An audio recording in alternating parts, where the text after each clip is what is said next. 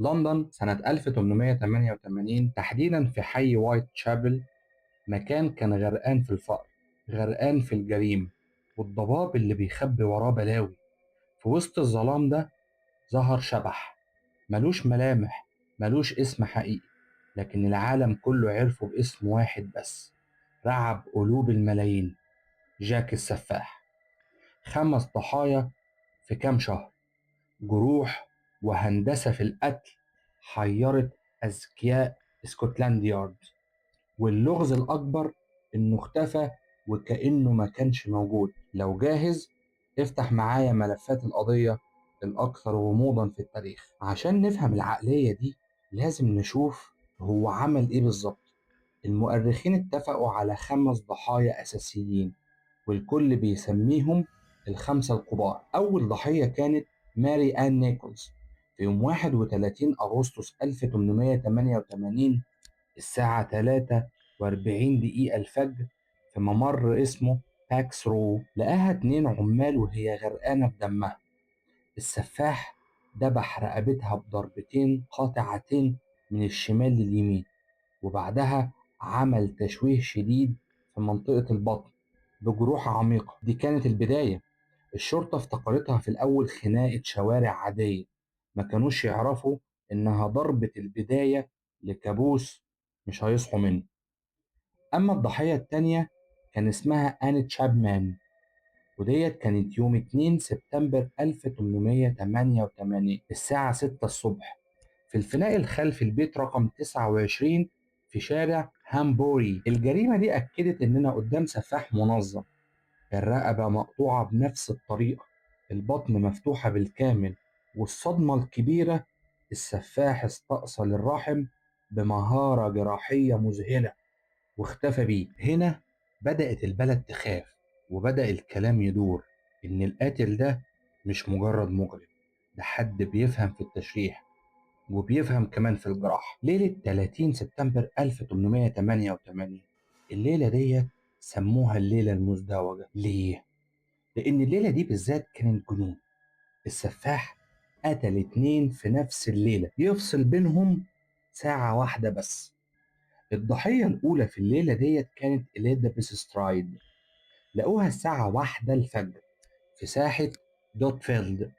رقبتها كانت مدبوحة بس بطنها ما اتلمستش. التحقيقات قالت إن في حد قطعه وهو بيقتل، غالبا صاحب الساحة دخل بالعربية بتاعته فالسفاح هرب، ولكن شهوته للدم ما تشبعتش، فراح رايح قاتل الضحية التانية كاترين إيدوس بعد أقل من ساعة.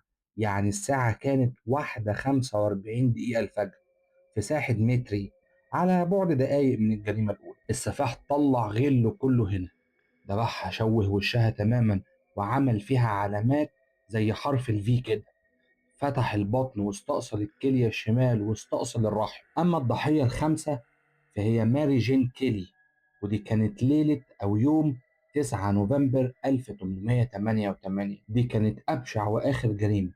الضحية الوحيدة اللي اتقتلت جوه أوضة مقفولة مش في الشارع، غرفتها في ميلرز كورت. السفاح أخد وقته بالكامل، حرفيا شوه الجثة لدرجة إن الشرطة لما دخلت معرفتش ملامحها البشرية.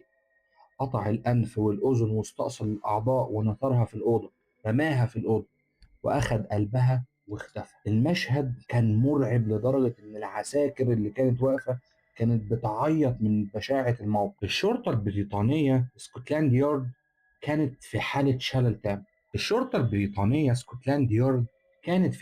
شلل تام. أكتر من 200 شخص تم التحقيق معاهم، و80 واحد تم احتجازهم، لكن مفيش فايدة.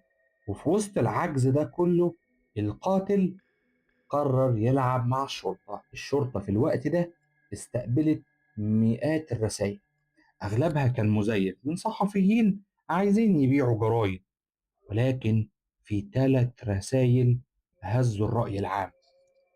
رسالة منهم مكتوب فيها: عزيزي المدير، دير بوس. دي أول رسالة يظهر فيها اسم جاك السفاح. القاتل هنا هدد إنه هيقطع ودان الضحية الجاي، وده اللي عمله فعلا مع كاترين إيدوس بعد الرسالة بأيام.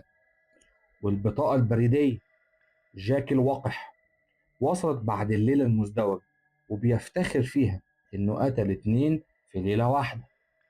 ورسالة من الجحيم، ودي الأخطر والأقرب للحقيقة، وصلت لرئيس لجنة الأمن في وايت شاب، ومعاها علبة صغيرة جواها نص كلية بشرية محفوظة في الكحول.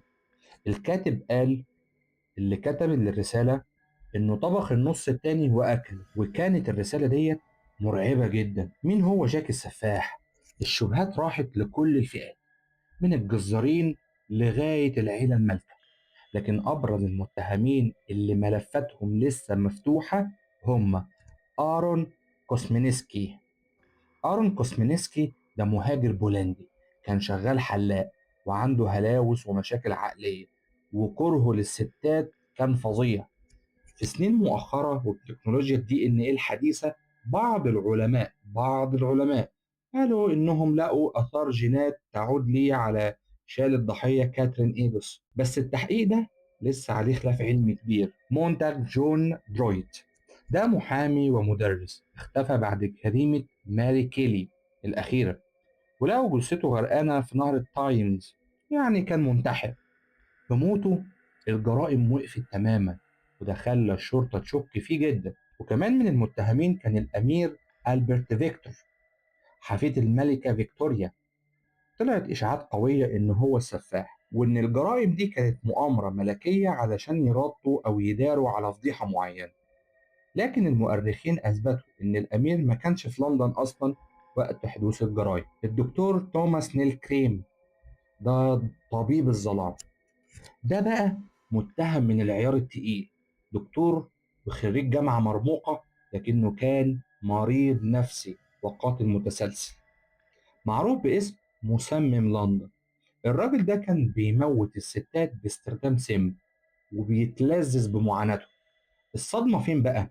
لما حكموا عليه بالإعدام سنة 1892 وهو واقف على حبل المشنقة، وقبل ما الحبل يلف حوالين رقبته بثانية واحدة صرخ وقال أنا جاكل، والحبل اتقفل على رقبته ومات. قبل ما يكمل الكلمة، هل كان اعتراف حقيقي ولا كان مريض عايز الشهرة لآخر لحظة؟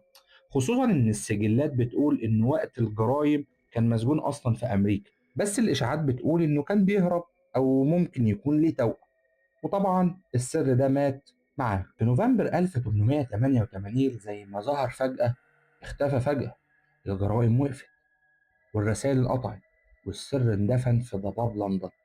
جاك السفاح ما كانش مجرد قاتل، ده اتحول لأسطورة مرعبة بتثبت إن أحيانا الشر بيقدر يفلت من العقاب البشري ويسيب وراه علامة استفهام هتعيش للأبد. تفتكروا بقى مين في المتهمين هو جاك الحقيقي، ولا كان شخص محدش شك فيه أصلا؟ شاركوني برأيكم في التعليقات، ما تنسوش اللايك والشير. استنونا في قصة جديدة وراها قصة.